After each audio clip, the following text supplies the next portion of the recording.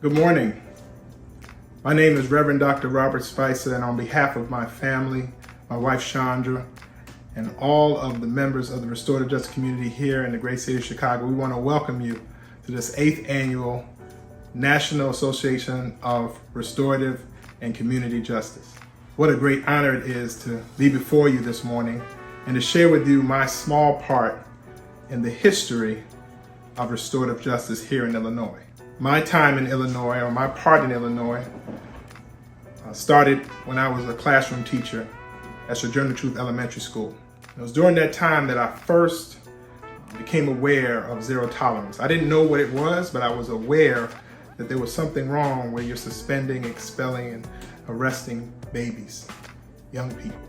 I rarely used zero tolerance when I was a school teacher because I was an African-American male, and there was only a few of us. There was only one other one that worked with me.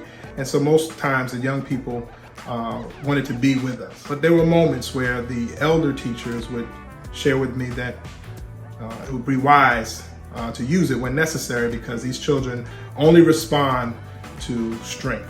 In 2001, September 11th, all of that changed because it was at that time where the young people, for the first time in my tenure as a teacher, showed me the power of restorative justice. My family was in New York, and I was hurt that I could not get in touch with them, and it was by the courage of these young people that they sat me down and they sat around me in a circle and they supported me and encouraged me as I shed tears, as we talked, and as we tried to process what was going on that fateful day. In 2003, I left the education realm and became a part of the Community Justice for Youth Institute, headed by Cheryl Graves and Ora Shu. It was during that time that I became well aware of the power of restorative justice through a neighborhood accountability board that I was made program manager for, and that was the Community Panels for Youth. We had partnerships with Northwestern School of Law and many valiant and great members of that particular school to help us to restore the young people who were caught up in the juvenile justice system. It was during that time that we realized that there were a lot of young people in schools that had to go through our panels, and we began to partner, and we continued to partner with the State's Attorney's Office and began to look at the school system to see what was going on. And what we found out was that zero tolerance had taken hold. The Advancement Project had written a report that outlined the devastation that zero tolerance was having on 3 cities, and one of them included Chicago. There, the Community Justice for Youth Institute began to put all of our energies toward training and providing technical support to this great school district, District 299, which is Chicago Public Schools. And it was during that time that I met some incredible teachers, principals, social workers, and counselors, as well as parents and young people interested in turning our school district from a school district of zero tolerance to a school district of restorative justice. 2009, due to budget cuts, I left the Community Justice for Youth Institute, but became a part of the team at the newly turned around Christian Finger High School. And it was there that my story, my part of the restorative justice journey began to take hold. It was during that time, during a very tumultuous time, on a September day, September 24, 2009, after a terrible fight that happened at the school, that a young man was killed. And I was tasked with, as the dean at the time, to try and help bring peace to this particular school. And so the principal at the time decided to shift me out of being the dean and move me into a new role, which is the role of the Culture and Climate Coordinator. And it was in that role that I was given the opportunity to bring in all of my friends, all of my colleagues, all of my comrades that I had the blessing to work with over the years to help restore and repair this school. And what a journey it was in creating opportunities for peace. We had peace rallies, peace marches. We had opportunities for our young people to learn about the restorative justice techniques that I learned with the Community Justice Institute during those years when I was a part of them. and to help to restore and build this school up from a school of violence to a school of peace. With the help of the restorative justice community, with the help of all of my friends and all of my allies, that school community was able to shift gears and now see those young people move from going into prison, into college, into careers, into spaces where they can become citizens that would support the well-being of this country. But the story doesn't end there. Because after I left Christian Finger High School, after it was fully turned around, my wife and I started Restorative Strategies. And we realized that it wasn't just Chicago that was going through this tumultuous journey with schools and zero tolerance and a variety of other things that were happening, but it was happening all over the United States. I'm grateful that even during this pandemic, we were still able to work with communities, work with school districts, work with members of this great country and this great world, because this movement is global, to help them to realize the importance and the power of restorative justice. I want to thank all of you for coming to this 8th annual conference. I want to thank you, all of you that helped me to get to the point that I'm here at today to continue this great work of restorative justice. And all of you that are listening, I want you to know that you too have the power to change the direction and course of the lives of the members of your community.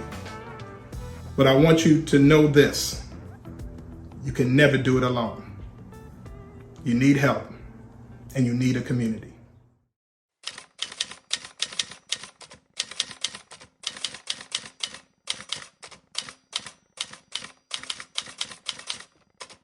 Hi, everybody.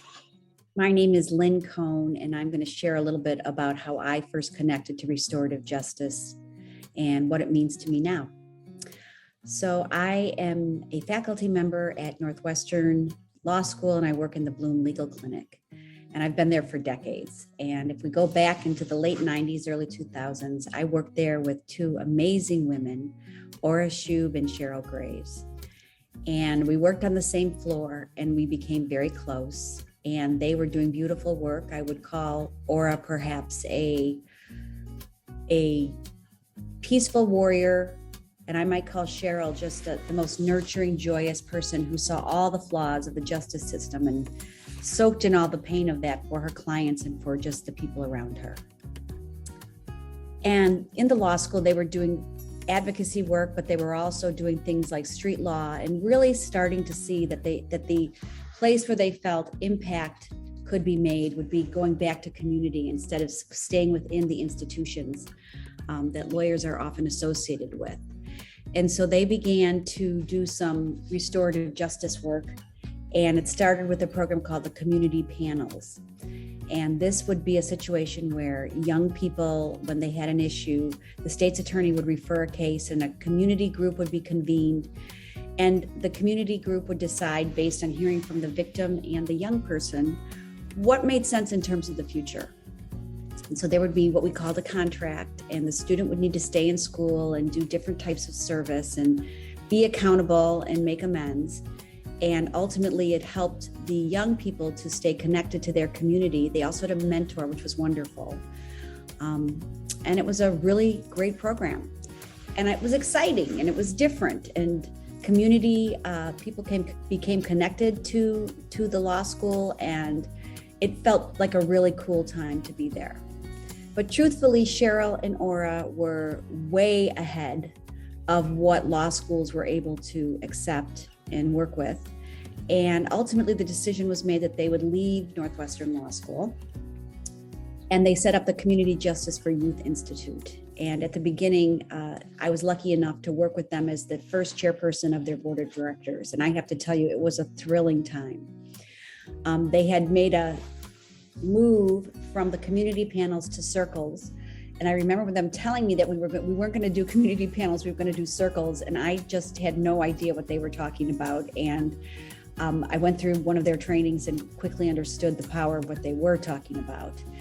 But I have to also mention a couple of people who were part of those early days, and that's Robert and Margaret, who worked with Ora and Cheryl and just, had an incredible moment in time in restorative justice in Chicago. I think most people in a number of communities, if they thought of restorative justice, would think of Ora and Cheryl, but they would be the first to say that restorative justice work, restorative practices, restorative process, restorative living was being done by lots of different people all over the city of Chicago. And whether they even called it restorative justice didn't matter at all. But they continued to be a support for organizations for trying to get justice systems to look at things a little bit differently. And truthfully, they were really revolutionary in the work that they did in restorative justice.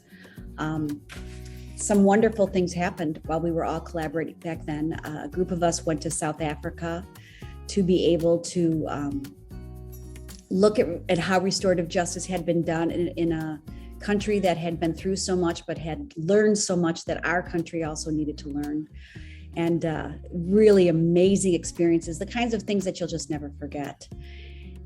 And there were other great things that happened too, but they might be quiet moments in a circle where a young person maybe felt that they were heard, or maybe a situation where somebody who looked at the young person had the idea that they could understand this person in a different way. And just those moments were absolutely amazing.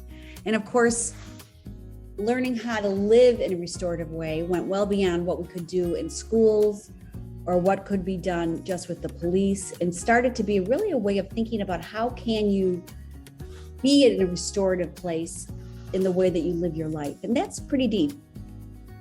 And I would say that over time, one of the things that I really felt about Ora up until the time that she passed away a few years ago was that she became so much more gentle and open and receptive to love and to communication. And she was, instead of being a warrior for justice, just as much a warrior for love. And that was a really beautiful place for her to be before she left all of us with the mission to continue the work. And of course, Cheryl continues to do the work. She's had some really interesting assignments, things like doing circles with soccer teams and working with a number of different organizations and continuing to train people in how to do this stuff.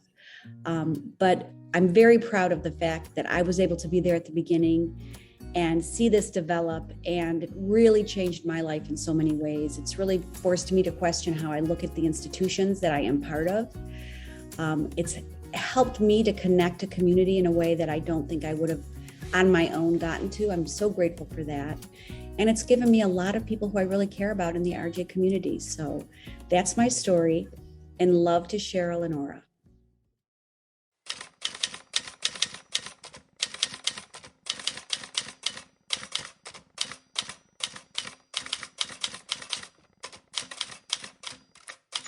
My name is Martha Mills. I am a lawyer, and I was a judge in the parentage court, the Circuit Court of Cook County. And I sat as a judge in the parentage court, which was at the time a court for people who were not married but had children. My first case there was a case where a father had a child who was 11 years old, and he and his mother had gotten along relatively well over the years. The child spent time with her father, spent a lot of time with her paternal grandfather, who she knew fairly well because he used to drive her back and forth to school. Mother had a job, and then she quit that job, and a friend of hers said, "Hey, I'm going to Hawaii. Why don't you and your child come with me to Hawaii for a year? You can help me start my business, and then go back home. It would be a good year." The mother and the child went to talk to her father about the trip. He agreed. They could go for a year, but just for a year. The mother and the child did go, and within a very short time, certainly not a year, they called the father and said, "By the way, we're not coming back in a year. We really like it here. It's a great place to live. Your daughter, Alice, likes it a lot, and we're going to stay." He was very upset. He filed a case in the parentage court to compel the mother to bring the child back to Chicago. Mother filed a motion herself in order to keep the child permanently in Hawaii. The mother went back to Hawaii with the child. They were planning on staying. Mother filed an appeal in Chicago in front of me. I knew that if the appeal went to the appellate court, it was going to take a year or two at least. Split between the two parents would become almost irrevocable. I thought that this was a perfect case for restorative justice. Now, restorative justice is something I'd become familiar with a long time ago when I was in Italy with a number of women who were doing restorative justice things in Minnesota. I suggested a restorative justice circle to the mother and the father. But before that, I had found Elizabeth Bastine and Peter Newman, who knew something about restorative justice and who had agreed to run a restorative justice circle for these people to see how it would work. I explained to the mom and dad at the next court appearance what restorative justice was and asked them if they would agree to participate in a restorative justice conference. They both agreed. The circle was held with mom and with dad and with the two grandfathers and the child when the people from Hawaii came to Chicago for Christmas. It was kept by Elizabeth and Peter. It lasted all day on a Saturday. The child engaged everybody in this circle process. And her engagement exceeded her years and totally revealed her insights and her wisdom and her love for her family. When things got heated in the circle, she reminded her family of how the talking piece worked, and there is a talking piece, and if you have it, you can talk. If you don't have it, you can't talk. All of this played out better than either I or the circle keeper, than if the circle keepers had done it. Where it all wound up is that everyone's sense of loss was made easier by their pride in their joy, in the child's excitement and her enthusiasm and her maturity, and her description of, and her self-esteem, and her description of her accomplishments in Hawaii and what interests her, what she's done, and how much she really wanted to stay. Father at the circle was aware that the law might be in his favor, but first, that the appeal could take a long time. Second, he knew his daughter, especially after all of this circle, was thriving in the Hawaiian environment. He was afraid that bringing her back could result in rebellion and negativity, further damaging the relationship that he had with his daughter, which had always been very good. He said the child could stay with her mom in Hawaii. The grandfather and the girl then went out for lunch, and the parents stayed in a circle for the rest of the day, resolving other issues like costs and travel and holidays and that kind of thing. The circle was very good for them because they got a lot of that out and talked a lot of those things through. The supportive relationships that the parties fashioned at that circle lasted many, many years. The mother eventually returned, and a number of years later, she died. When she died, the grandmother, the father's mother, went to Hawaii and stayed with the child. Everybody went to Hawaii thereafter and went to the child's high school graduation. And it wasn't clear when that ended whether the child was going to return to Chicago or stay in Hawaii. She did stay in Hawaii for a while. She determined that she would like to come back to Chicago and go to college. She became a nurse, and to this day she's a practicing nurse, and she and her father get along great. The story is actually a great illustration of the power of a circle and the lasting power of restorative justice. The circles were extremely useful to the court, and we decided to expand their use. We had a circle, for example, with all of the judges, in part so that they would experience the circle, but as it turned out, it was a useful way for the judges to communicate and discuss judicial matters and possibilities. In one case, there was a judge who was undergoing a difficult personal issue. She talked that through with the people in the circle, and it helped her a great deal. we had 8 hearing officers. We've been there for years before. I was amazed. We had a circle for the hearing officers. And believe it or not, the hearing officers at that circle started talking, and they kept it up after that, and even had a number of circles themselves. That's most of the important things about circles and restorative justice. It was a very, very useful process. It became recognized by the judges, the hearing officers, the assistants, and everybody else at that court that it had a real place in the adjudicatory process or outside of the adjudicatory process. And it did a lot of good. Plus, it empowered parents and children. So I hope you can all have a chance to try this and that it works for you too. Thank you.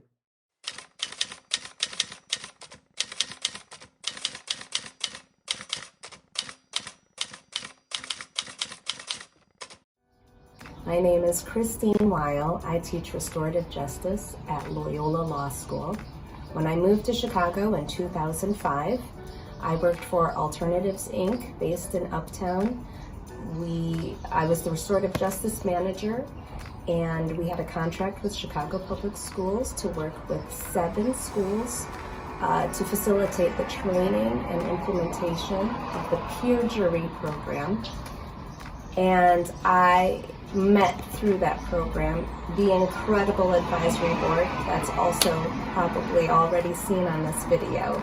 There was Cheryl and Robert and Aura, God rest her soul, and Edith Crigler and Peter Newman and Elizabeth Bastine and Tomas Ramirez and Susan Trishman, and the board grew as the program grew.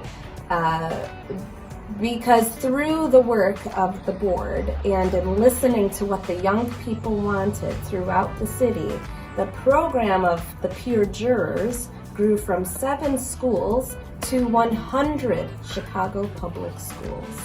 That took an incredible amount of effort from this peer jury advisory board, who worked with CPS central office staff, the attorneys, to get them to understand the school to prison pipeline and all its implications, and change the student code of conduct so that it can be accessible to all schools and spread the program that way. We always listened to the young people and what the young people wanted and needed, and then put that forward to Chicago Public Schools to listen to them and then bring about change in that way.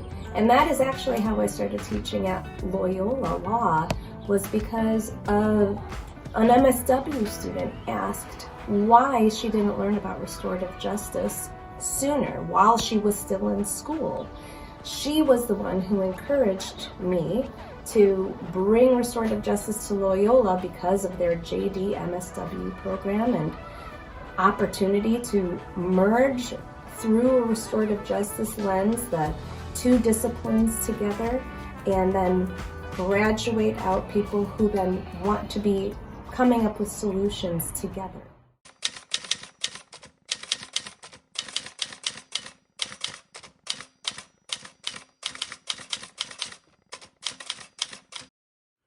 Hello, my name is Joshua Brooks. I am from Adler University's Institute on Public Safety and Social Justice, serving as the coordinator for the Restorative Justice Hubs Collaborative here in the city of Chicago. The Restorative Justice Hub started back in 2012 through a partnership between community organizations and academic and governmental partners. And they all shared a common goal, which was to uplift communities to claim their full potential as forces for positive and sustainable change. Another thing that was happening in 2012 was that juvenile probation really valued the work of the first Restorative Justice Hub, which is Precious Blood Ministries for Reconciliation in Back of the Yards. And so they were sending a lot of young people, they were referring a lot of young people who were on probation to the hub from across the city.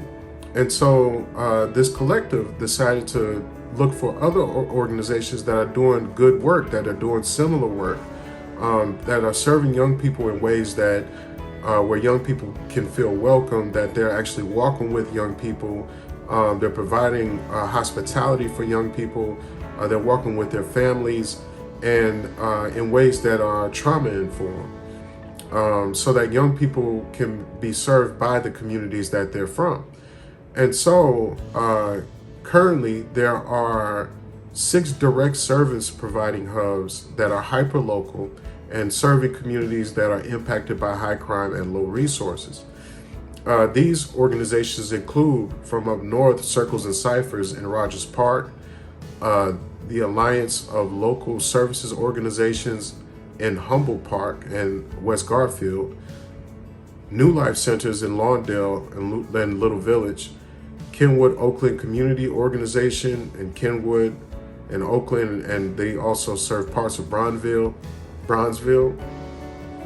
Precious Blood Ministries of Reconciliation in Back of the Yards, and of course Target Area Development Corporation. They are located in Auburn, Gresham, and they also serve parts of Englewood and Chatham. Now, there are a few similarities. There are some similarities between the organizations, but not one organization is like the other. They're all unique to the communities that they serve. But what makes them restorative justice hubs and what brings them together as a cohesive group are the 5 pillars. And these 5 pillars are radical hospitality, relentless engagement of systems and stakeholders, accompaniment of youth and families, a learning community, and one of the most important pillars is building relationships, because restorative justice is just that. It's about building relationships, providing spaces and safe spaces for people to learn who each other are, to share stories, to build trust, and to know that the people who are within these spaces are people who really do care. And that is how restorative justice is truly done. It's a practice that we borrow from indigenous people, and building relationships is really important.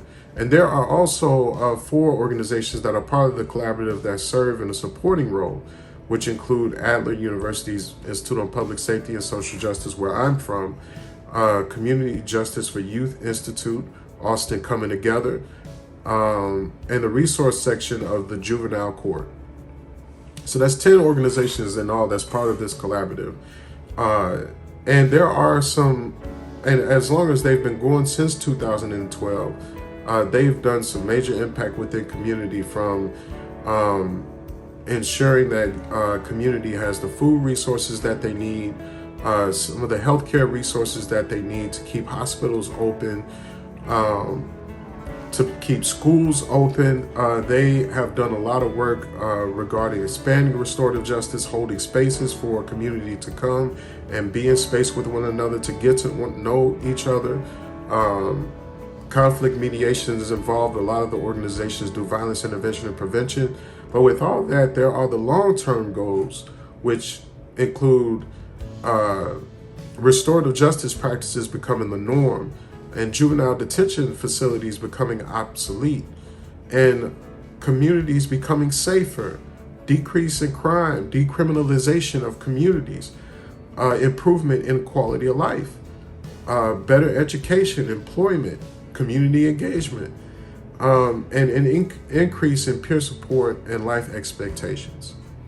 So the restorative justice hubs are working to continue to expand and continue to spread the work, and also inform policy so that policy can make room for restorative justice to grow. Thank you.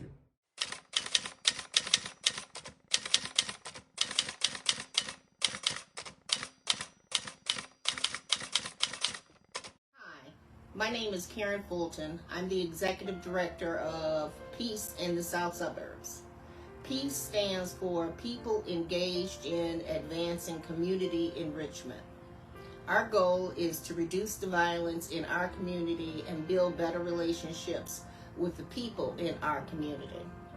We started PEACE in the South Suburbs in 2011, and we have done numerous trainings all across the South Suburbs and some in Chicago. We have seen tremendous improvements in students' attendance. Suspensions have been reduced because of the trainings that we've done. Detentions have been reduced, and relationships have been built. When you build better relationships with our children, you will not have the violence that you have in so many communities. So where we are is we've trained teachers to build relationships with students. We've trained students to be leaders in their schools and in their communities. We've trained police officers how to deal with the students in the community. We have just done numerous trainings to support building better relationships with our children.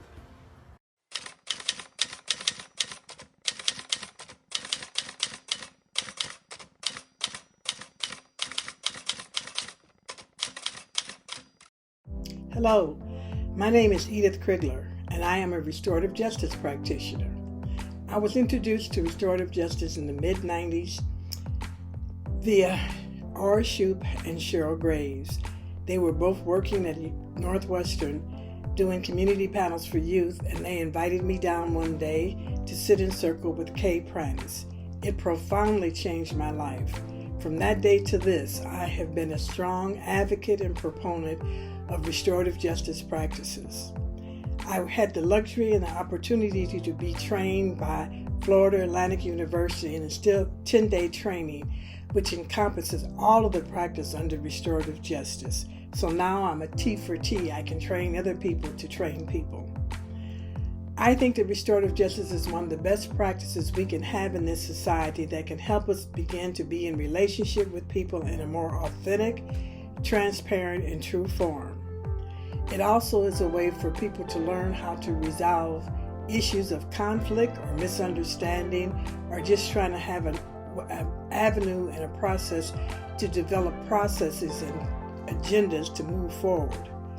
One of the things I was so glad to be a part of is when the restorative justice community here in Chicago and Cook County really started working with the Chicago public schools to try to get them to be more restorative in regards to how they treated young people who were getting expelled and suspended from school.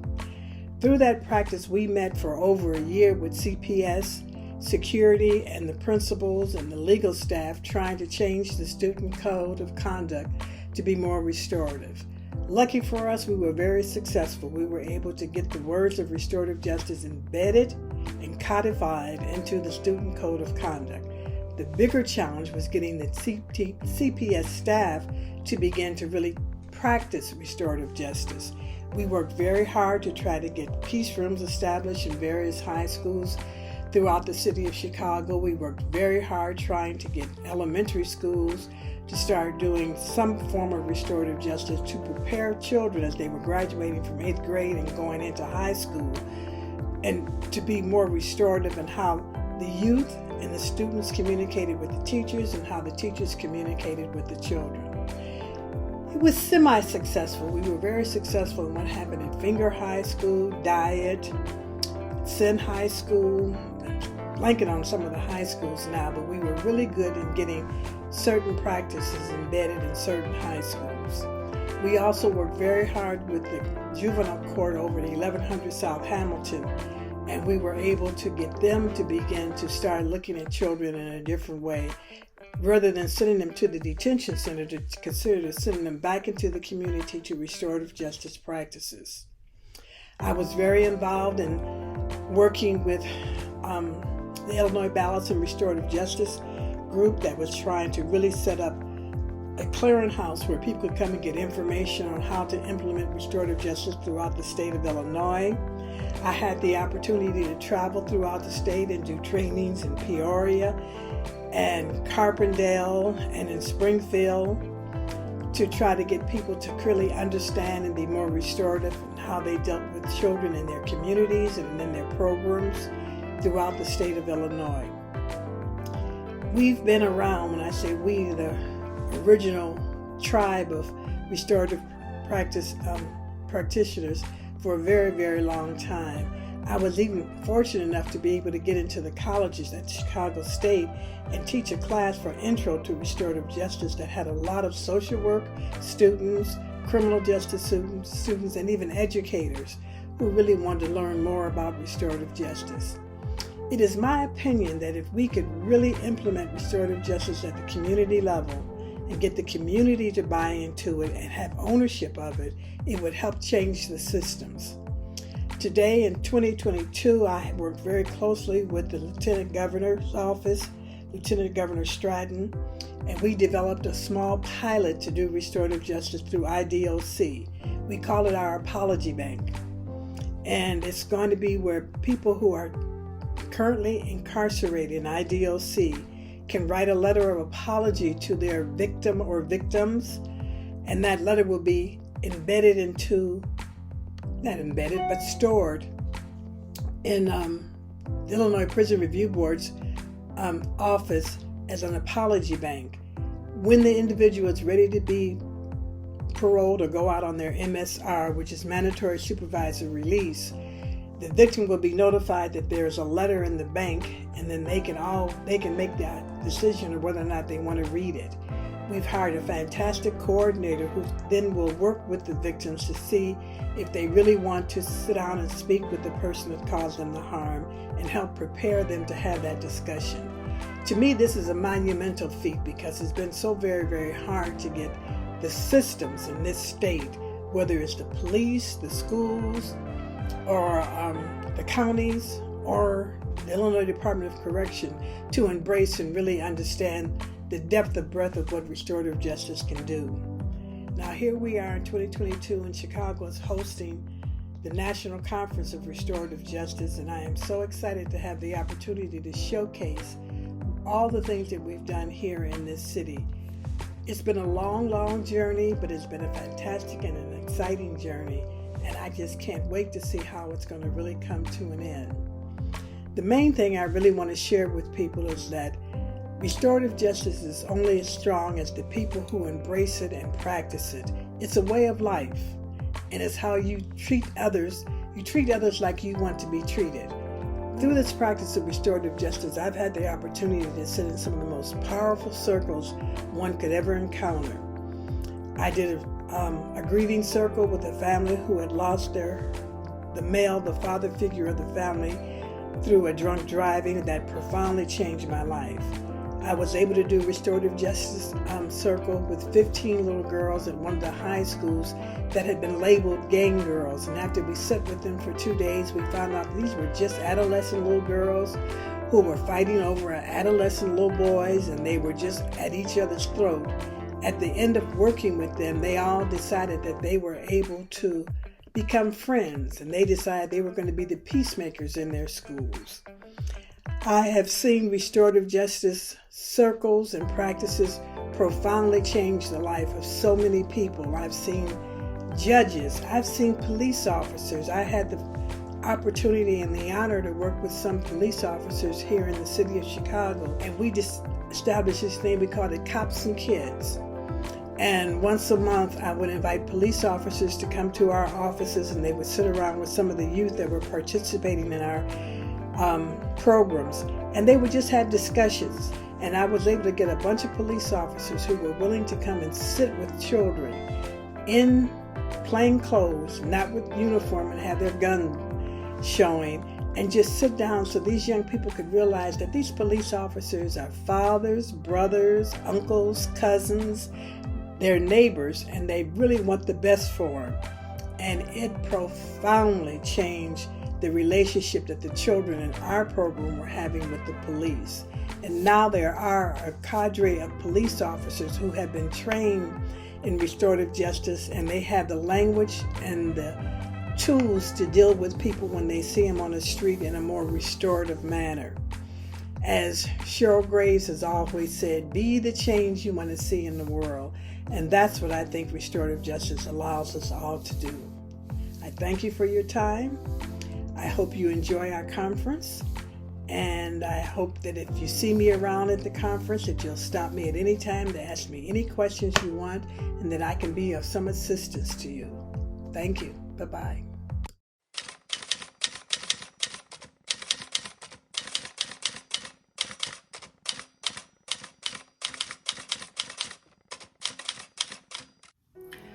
My name is Barbara Engel, and I'm surprised and honored to be asked to talk about my involvement in restorative justice in Illinois. I was introduced to restorative justice by the dynamic duo of Cheryl Graves and Ora Shub, best friends and brilliant working partners. Ora's passing several years ago has left a hole in many hearts. Those two women created community justice for youth and trained most of the RJ practitioners and circle keepers in the greater Chicago area. I think you wanted a history of restorative justice in Illinois, but I cannot speak with authority about the past. My memory does not keep track of dates and times. I hope someone with a better memory than mine can create a history and timeline. I do have, to add in my defense, my poor memory, as bad as it is for timelines, is probably singularly responsible for my 49-year happy marriage. I can, however, tell you my history. I arrived at this commitment to rethink justice after over 40+ years of working with survivors of rape, sexual violence, and domestic abuse.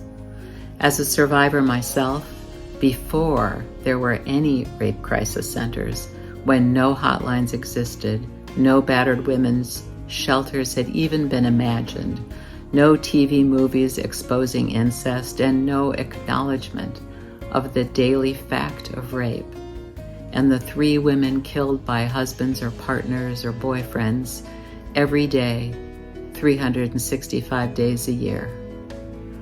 This violence was invisible. No one talked about it. But in the mid-1970s, speak-outs percolated all over the country, and I was part of that profound change. I spent my energy trying to help survivors heal and systems not further traumatize those already harmed, and awaken the society to this intentionally hidden reality and the deeply corrosive power of violence acted out in families and on the streets. We battled systems that blamed or refused to believe survivors. But in many domestic violence cases, we listened to women who loved their partners but wanted the violence to stop, wanted help from the community or someone to convince him to change. Changing attitudes about the right to dominate is still a very live issue. But we listened to the early abolitionists' challenge to the women's movement, and it is clear that locking people in cages and denying their personhood and dignity cannot help anyone transform their anger and pain into compassion and kindness. There may be people so deeply injured they will never be safe, but it is a small fraction, and it's often proof that we as a society failed them. I was extremely lucky to sit in circle with people from many communities, mothers and religious leaders and gang-involved youth and social workers and grannies and returning citizens and students, and be able to feel the power of circles and the deep relationships and trust that are created, and the healing feeling of belonging. Everything about circles makes sense to me. They help us access our common humanity, and they represent a radical shift in how we view justice.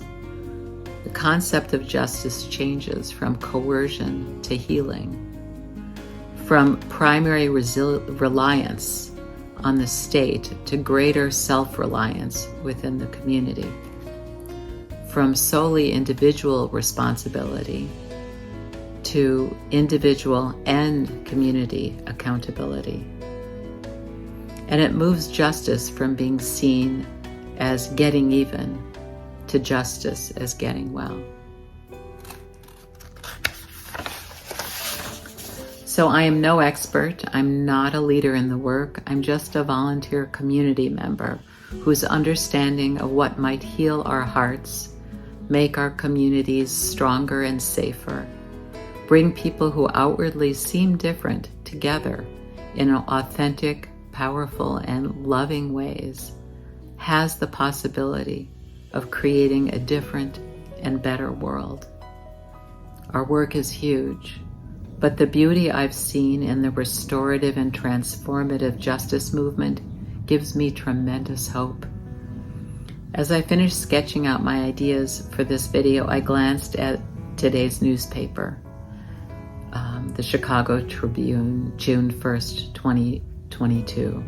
And on the front page was the story of a mother who had asked the court to have mercy for the man who killed her son. She said, "For this son has a mother, and this father has children. Our society gains nothing by letting him die of old age in jail."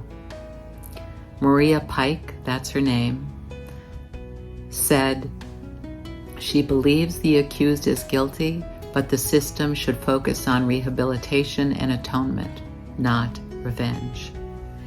And further, she said, justice requires truth and reconciliation, and justice requires truly seeing each other and atoning for what we do.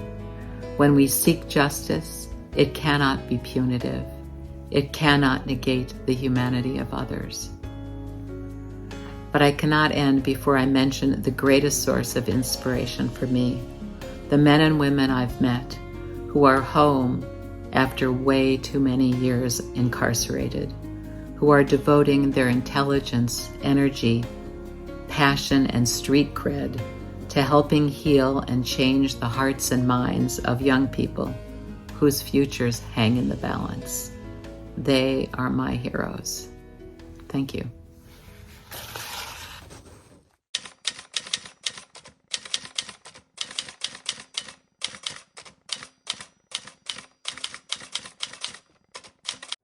My name is Sheila Mary. I am the former executive director of the Jane Addams Juvenile Court Foundation.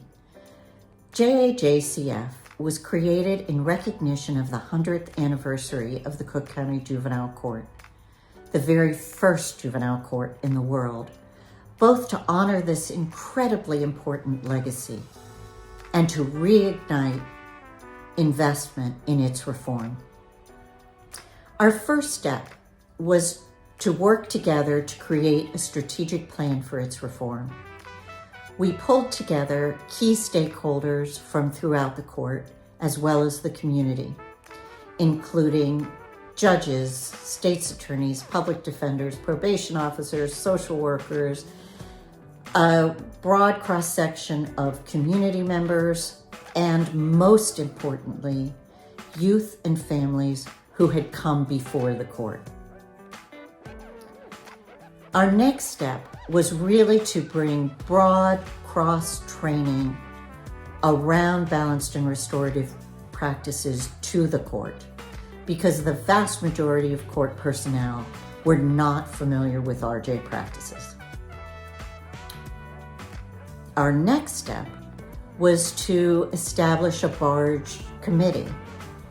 This barge committee was initially chaired by Judge Lori Wolfson, with active participation by lead state's attorney Kathy Ryan and lead public defender Linda Utah, as well as a significant cross-section of court personnel and others. Our next step was a number of judges began to incorporate balanced and restorative justice practices in the day-to-day functioning of their court.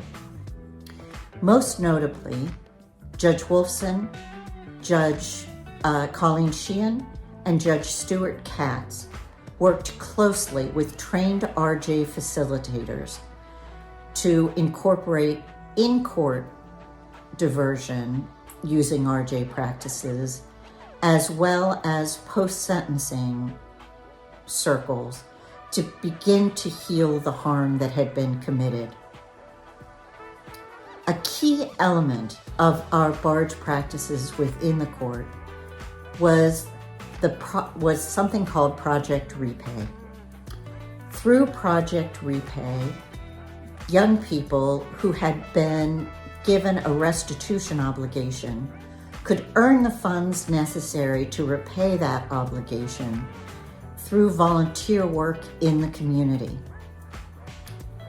This began to address the disproportionate impact of restitution obligations on families of lower income.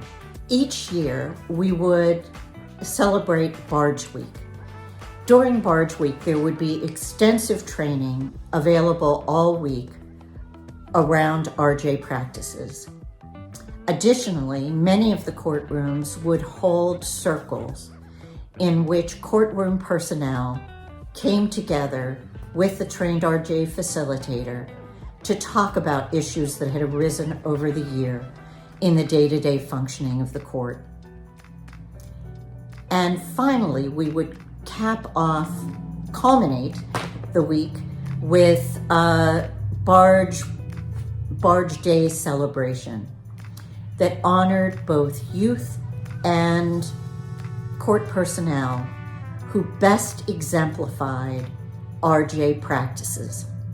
Jane Addams Juvenile Court Foundation was a 10-year initiative, and I believe that 10 years of working closely with the court around Barge really changed fundamentally the way many court personnel saw their role within the lives of the youth and victims who came before them.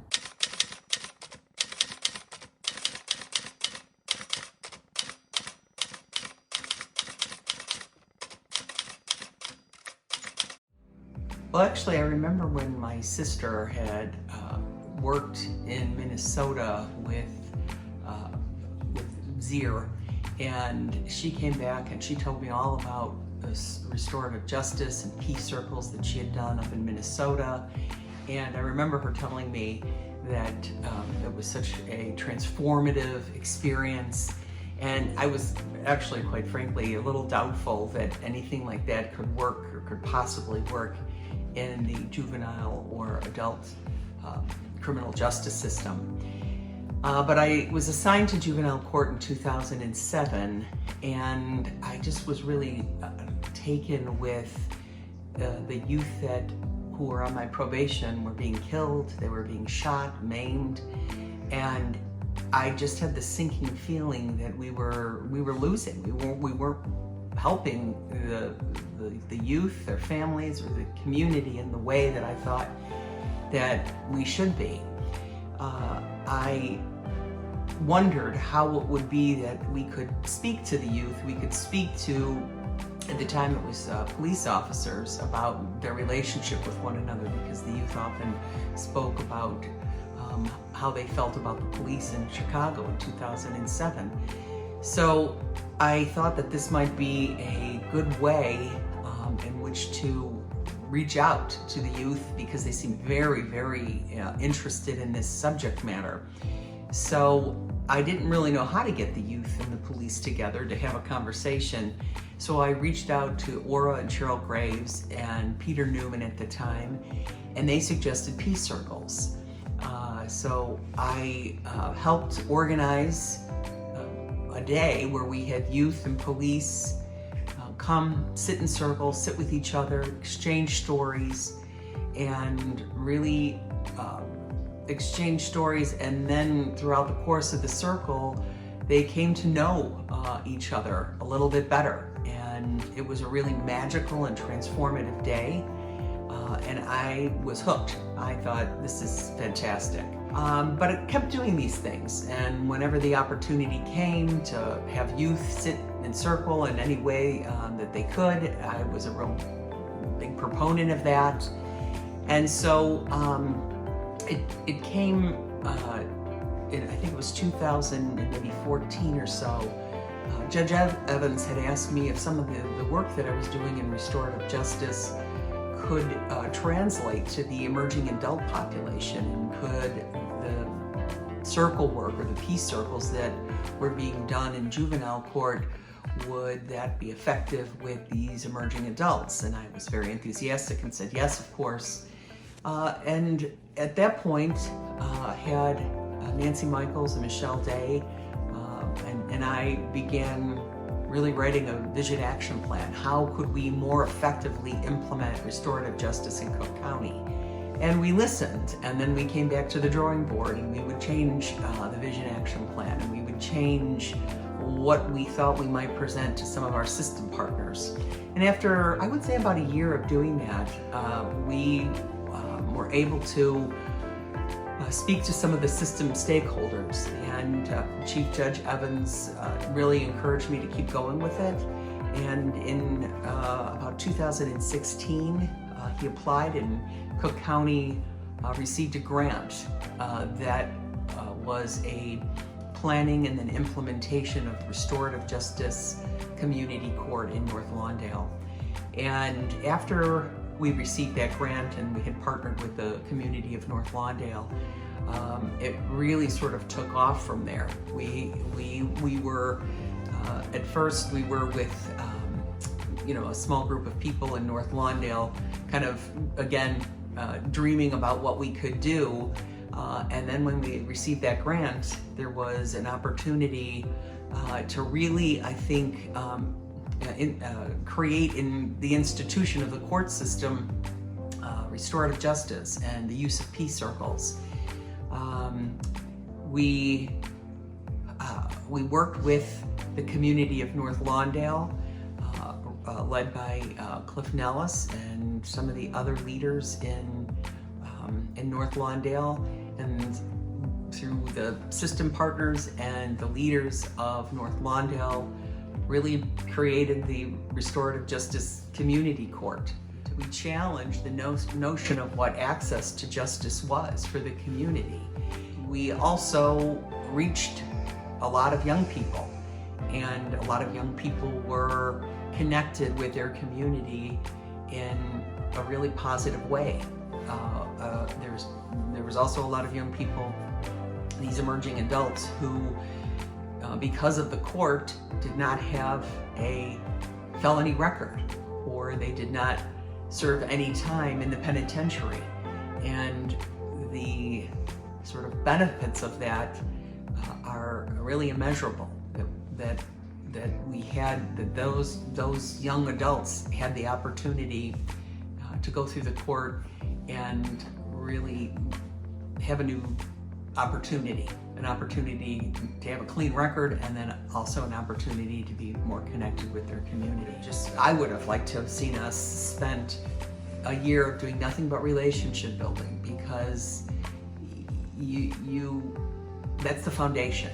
And I don't really think that you can build much unless you build those relationships first. And a year, quite frankly, probably isn't even long enough, but I would have liked to have seen that. It was a really remarkable experience. It was an honor to be part of such an historic endeavor. I think the thing that I may be even most proud of is that we did it in the first place, that we challenged what justice might look like. Thank you. Bye.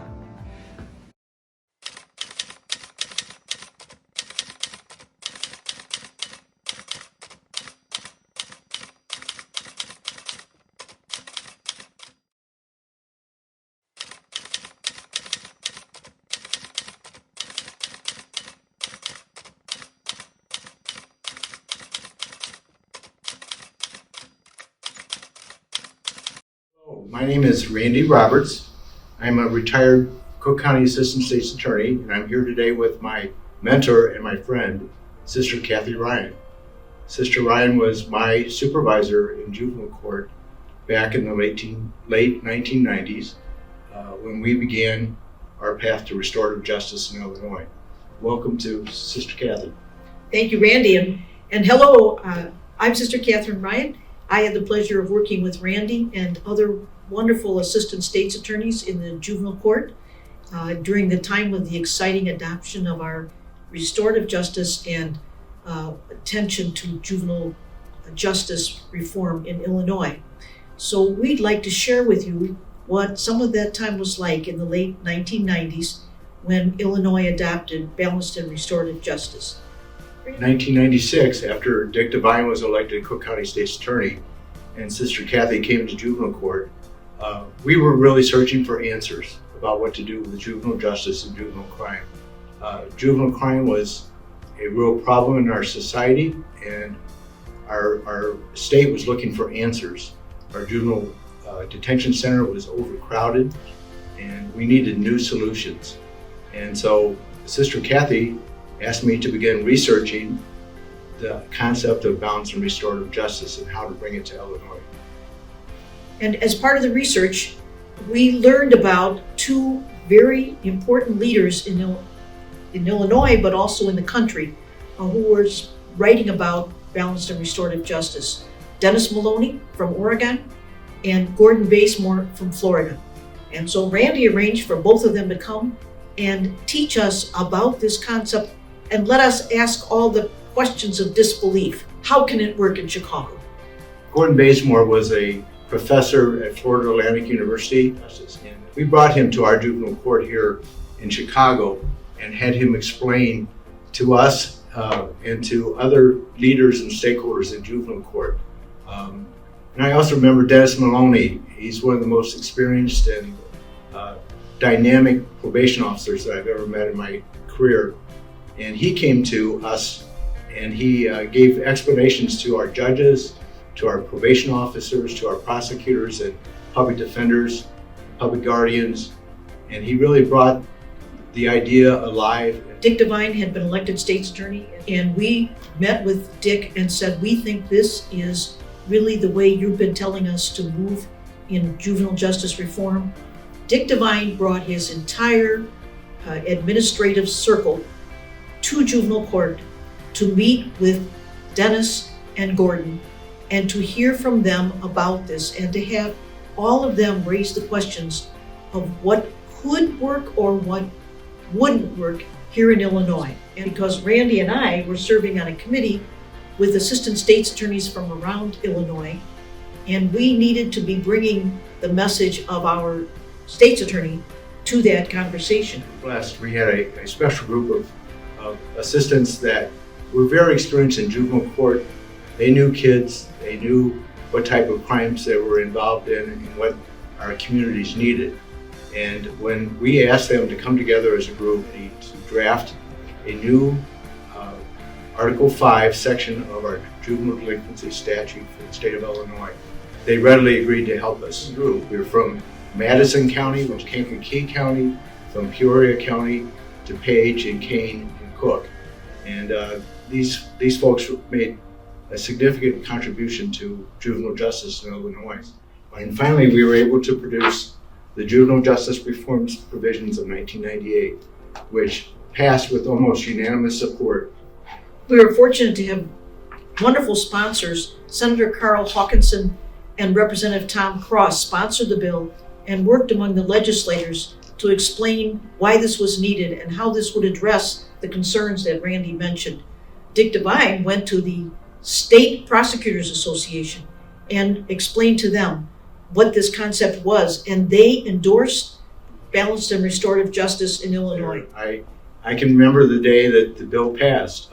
Now Judge Michelle Simmons and myself we were actually on the floor of the House of Representatives. We had Sister Kathy on speakerphone in Chicago, and we were there to assist Representative Jim Durkin. And as the bill was being presented on the floor, we were there to answer questions, and Sister Kathy in Chicago could hear it live. The hard work of so many persons whose names we're not saying today needs to be appreciated, because this kind of philosophy being adopted for a juvenile court doesn't happen by itself. It takes the commitment of many people who are developing the vision. How is it we want to work with our young people so that they will be successful? They've made a mistake, but there's a way for them to be successful, and it's very important that they're embraced by the community and they take responsibility to be part of the community. And then we moved into trying to implement balanced and restorative justice. One challenge we had is that the legislature very strongly passed this legislation. They didn't put any money with it. So our job was to now take this new law and find ways to implement it with the financial and human resources that we already had. And some outstanding members of the community began to offer programs with balanced and restorative justice. From Cheryl Graves, who immediately began to work with young people, Elizabeth Vastine, and Pat Zamora, as three of the people in the Cook County area.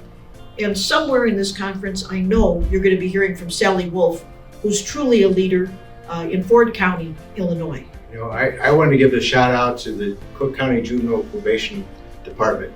They bought Balanced and Restorative Justice 100%. And under the leadership of Mike Rowan, Chuck Mahalik, and other juvenile probation officers, they made it come alive. And then all the churches and nonprofits that readily agreed to help kids start programs with balanced and restorative justice principles.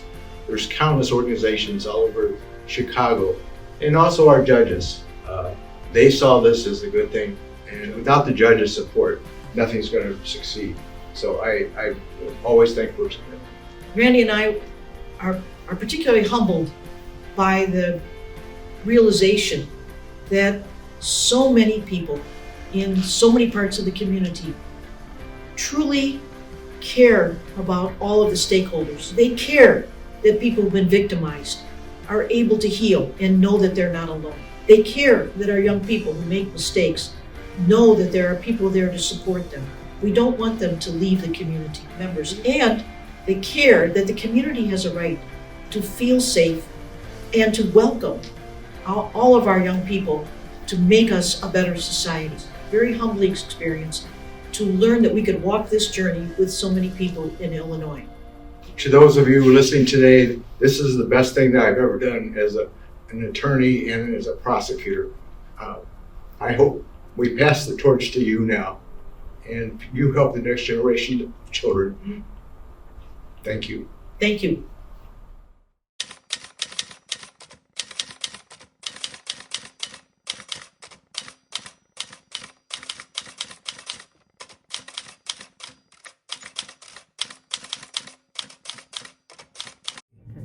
Good morning. This is retired Judge Michael Stuttley.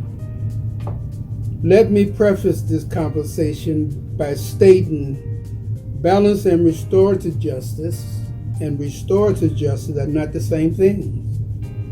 Balanced and restorative justice seek to balance the attention paid to the needs of all parties affected by the crime. The victim, the offender, and the community. The principle of restorative justice serves as a guide to the action taken to achieve that balance. Accountability, it provides the opportunity to offenders to be accountable to those they have harmed, and it enables them to repair the harm they caused. Community safety. Barge recognized the need to keep the community safe. This can be accomplished by utilizing Barge techniques by building relationships and empowering the community to take responsibility for the well-being of its members. Competency development. Barge seeks to increase the pro-social skills of offenders by addressing the factors that led the youth into the criminal justice system. Barge is a concept that gives the community empowerment. You have various forms of techniques that are used in Barge. You have the victim offender conferences. It gives the victim the opportunity to efface the offender. Restitution. Offenders are given the opportunity to repair the harm they cause, ideally works that increases their competencies. You have victim impact statements. We utilize this where at the time we went to dispositional hearing, victims can provide a written statement in lieu of meeting face-to-face with the offender. You also have circles. Circles can be an informal way to bring parties in conflict together to resolve the conflict. One of the things that we did in the 6th Municipal District in Markham, my state's attorneys, my clerks, my public defenders, and private attorneys who wanted to join in, as well as my deputies, was trained in circles. So they was able to put on circles if a victim was interested in experiencing the circle concept. With circles, it's a formal process that determines sentencing. Once again, you have a trained facilitator that's called the circle keeper that directs the operation of the circle. And the way that is performed is that you have a talking piece. Only that person who is in possession of the talking piece at that time can speak. One of the other factors that we use, and we use extensively, is apology letters. Offenders who are unable to apologize to the victim in person may request that the victim write a letter of apology for the harm that they caused to the community. And it works to a large extent. Let me give you an example. I had a situation where a young man in my court killed another young man. And he was sentenced to the Department of Corrections. Well, when they changed the law to Barge and Restorative Justice, one of the things that we had to do was bring certain defendants or respondents, as they're called, back to court and re-sentence them. The state's attorney knew that we was going to bring this individual back and re-sentence, so she had a courtroom full of people telling me why this individual should be recommitted to the Department of Corrections. I heard from the deceased individual brothers, sisters, friends, and then mom came up and gave her victim statement. Mom expressed to me, she said, "Judge Stuttley, nothing you do here today is going to bring my son back." She said, "But I've heard the work that you've done. And if you believe that you can save this individual who killed my son, I trust you."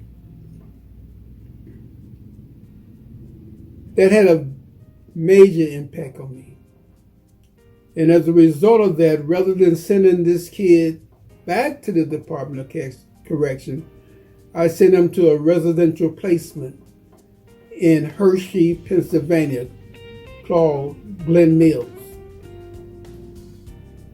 This kid completed Glen Mills, played basketball, got a basketball scholarship to Florida A&M.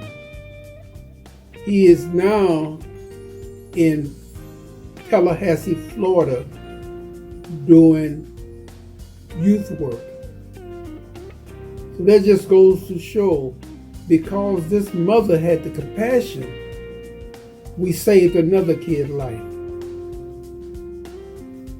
Barge can provide a common philosophy for those who work together in court, which promote cohesive and collaboration.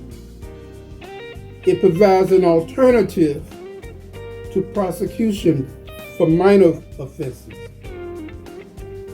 It offers a quicker resolution to community problems and youth delinquency.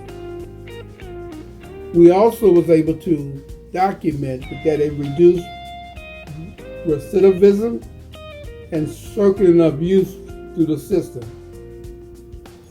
And because of the coordination between the community, probation department, and the court, it also increased restitution compliance. Well, I came to the court system in 91,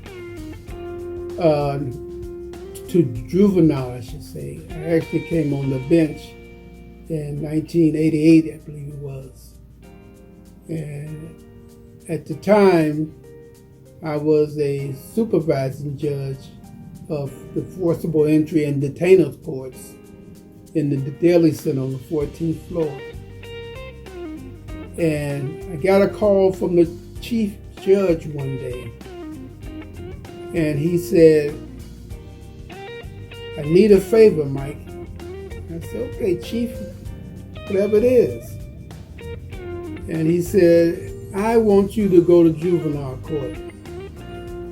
My heart went down to my stomach. I said, "Please, chief, send me to marriage court, send me to divorce court, send me anywhere, but please not juvenile court." I had stated that if I ever was transferred to juvenile court, I would retire. So he said, "Well, think about it.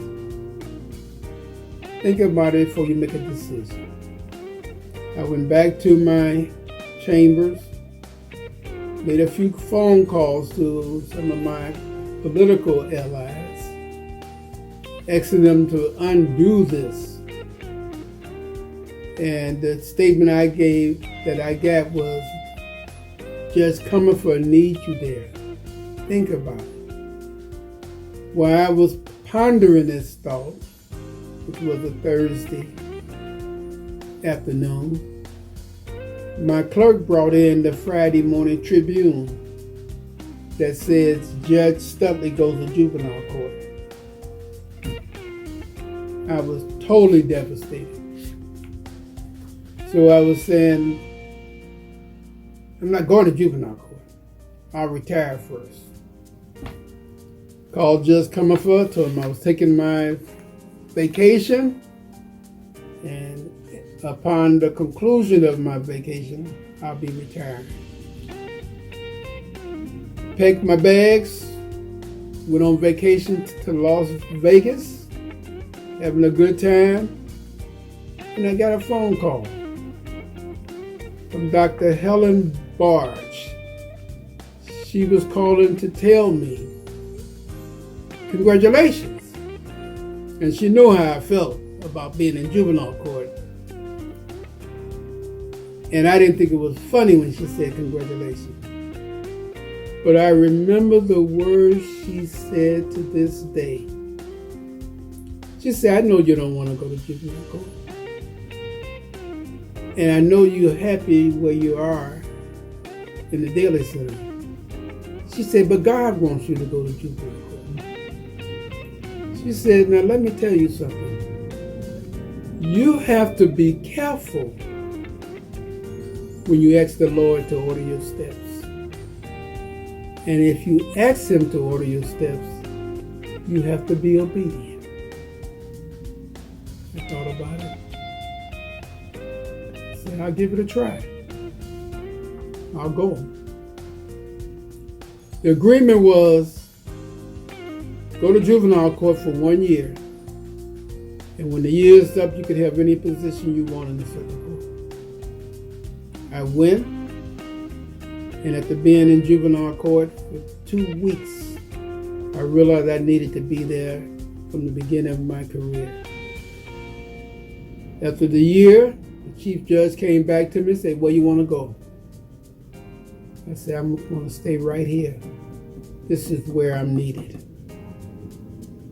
I was in juvenile court a total of 18 years.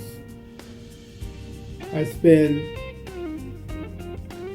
1 year at the new facility at 1100 South Hamilton, and I spent 17 years in the 6th Municipal District in Martin. And that's where I retired from. Had I not got that phone call from Dr. Helen Barge, I don't know where I would be today. But I've learned since that time that when you ask the Lord to order your steps, you have to be obedient.